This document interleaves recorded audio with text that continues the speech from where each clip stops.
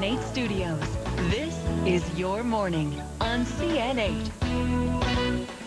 It is Monday, March the 7th. Good morning. I'm Kevin Wall. And I'm Connie Cola. We're glad that you're joining us this morning. Straight ahead on Your Morning, we've got the global implications of a he said, she said between the American military and an Italian journalist. We'll have more on this story in the news. And then we'll go in depth with our national security analyst, Ed Terzansky. Martha Stewart is making news again this morning as well as she heads back to work at Martha Stewart Omni Media. And we'll talk a little bit about her home confinement. That's coming up in just a few minutes. Martha Stewart, ex-inmate, spent her first weekend as a free woman, sort of. She'll spend the next 5 months completing the home confinement part now of her sentence at her palatial estate. So what exactly will be expected of Martha during this time? Well, joining us live in our CN8 studio in Philadelphia this morning is Cindy Gardner, who is the chief consultant from the Federal Prison Consultants. Cindy, thank you for being with us. Thank you for having me. You know, a lot of people look at this beautiful home that she's in and they think, oh, gee, wah, wah, wah. That's so tough for the next 5 months. But tell us what the home confinement is really about and how common it is, because there are some things she's going to have to do. That is correct. Home confinement is not as common as an inmate transitioning into halfway house. Home confinement is really for someone such as Martha, who the Bureau of Prisons may not be able to properly secure, who may meet certain criterion factors. So she does meet certain criterion factors. She'll be able to stay in her home with an ankle bracelet.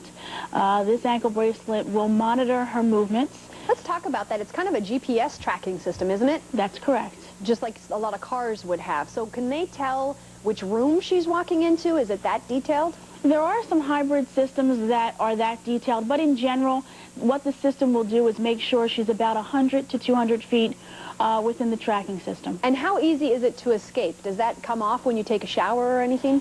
It does not come off. It's not too easy to escape. Okay, so let's talk about the do's and don'ts then. What can't she do?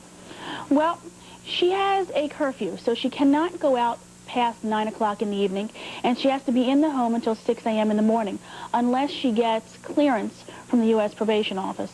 My understanding is there will be some parts of her estate that she will not be able to travel to because it will be out of the range of the tracking device.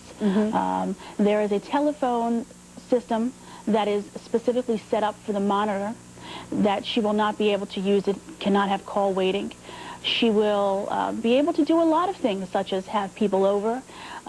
She'll be able to go to work, but she 48 hours outside the house, right? Technically, that is correct. That can go either way. That's the standard. If she has a meeting, she can have that cleared through the U.S. Probation Office. But in general, yes. Is this normal? I mean, this much free time, you get to go to work, you get to go, I guess she can go to the doctor and other things that obviously she would need to do. But is that special treatment or is it really standard, this is what everybody gets? It's standard.